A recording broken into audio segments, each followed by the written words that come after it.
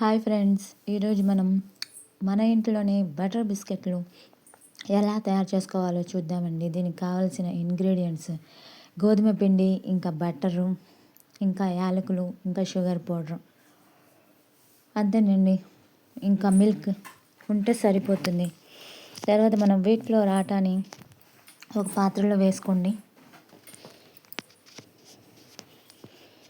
ఈ బటర్ బిస్కెట్లు మన ఇంట్లోనే చాలా టేస్టీగా తయారు చేసుకోవచ్చండి. చాలా మెత్తగా స్పాంజ్ లాగా సాఫ్ట్గా ఉంటాయి.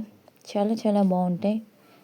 చూడండి, ముందుగా మనం వీట్ ఫ్లోర్ ఆటాన్ని వేసుకొని మనం తర్వాత షుగర్ని పౌడర్ చేసుకొని మిక్సీ కొట్టేసి వేసుకోండి సరిపడా.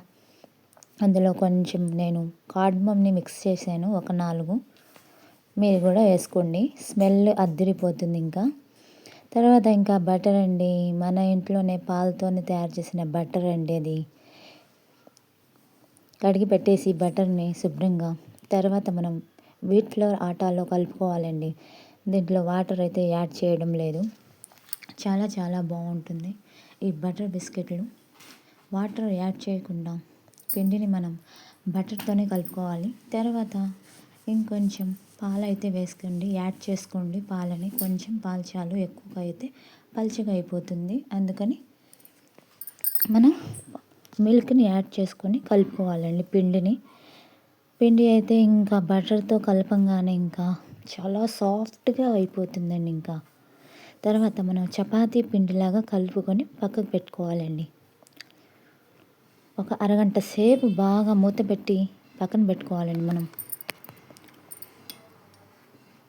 తర్వాత చపాతీ ముద్దల్లాగా కలుపుకొని ఒత్తుకోవాలండి. మనం చపాతీలాగా కొంచెం మరీ పలుచగా కాకుండా బిస్కెట్లకి కొంచెం లావుగా ఒత్తుకోవాలండి. చూడండి, బిస్కెట్ కొంచెం లావుగా ఉండాలి, మందంగా ఉండాలి. పలుచగా ఉంటే మాడిపోతాయి. అందుకని కొంచెం మందంగా కట్ చేసుకోవాలండి. ఒక గ్లాస్ తీసుకొని, నేనైతే కొంతమంది మూతను తీసుకుంటారు, కొంతమంది గ్లాసుని చేసి అద్దుకోండి. మనం బిస్కెట్లకి ఇంకా వేరే వేరే షేప్స్ అయితే చేసుకోవచ్చు, అది మన ఇష్టం. నేనైతే బిస్కెట్స్ ఇంకా కొన్ని షేప్స్ అయితే చేశాను. చూడండి, చాలా చాలా బాగున్నాయి బటర్ బిస్కెట్లు. పక్కకు తీసి పెట్టుకోండి. తర్వాత మనం కడాయి పెట్టి హాట్ ఆయిల్లో మనం ఈ బిస్కెట్లను వేయించాలండి, మాడిపోకుండా. కొంచెం మీడియం సైజులో పెట్టుకొని మనం ఆయిల్ బాగా వేడెక్కాక బిస్కెట్లని పక్కకు తీసి పెట్టుకోవాలండి. ఇదైతే చాలా రోజులు, ఒక 10-15 డేస్ దాకా నిల్వ ఉంటాయండి బటర్ బిస్కెట్లు. పిల్లలు అయితే ఇంకా చాలా ఇష్టంగా తింటారు. చాలా చాలా బాగుంటాయి, పెద్దవాళ్ళు కూడా తినవచ్చు. చాలా చాలా టేస్టీగా ఉంటాయండి ఈ బటర్ బిస్కెట్స్. తినడానికైతే టేస్టీగా, ఇంకా రుచి అయితే ఇంకా అద్దిరిపోతుందండి. మీరు కూడా ట్రై చేయండి. దీనికి ఏమంత పెద్దగా ఖర్చు ఏమి ఉండదండి. ఈ బటర్ బిస్కెట్లు రెడీ అయిపోయినాయి. 10-15 డేస్ దాకా ఉంటాయండి. ఇంకా చల్లారాక తింటే చాలా చాలా బాగుంటాయి. మీరు కూడా ట్రై చేయండి. బటర్ బిస్కెట్లు అయితే ఇంకా రెడీ అయిపోయినాయి.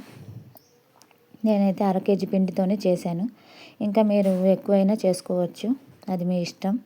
చాలా చాలా బాగున్నాయండి, సాఫ్ట్గా ఉన్నాయి, చాలా చాలా బాగున్నాయి. ఎక్కువ ఖర్చు కూడా ఉండదండి. ట్రై చేయండి. నా వీడియోని లైక్ చేయండి.